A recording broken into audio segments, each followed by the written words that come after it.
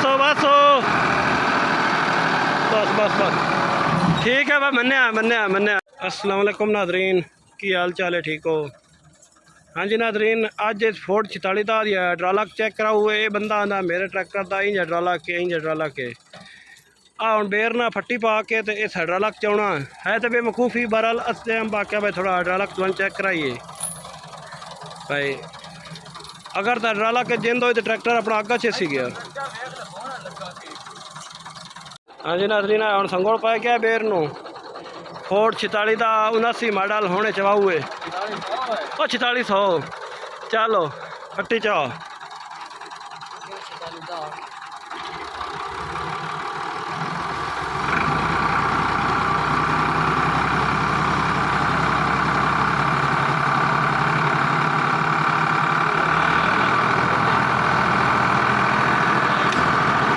बस बस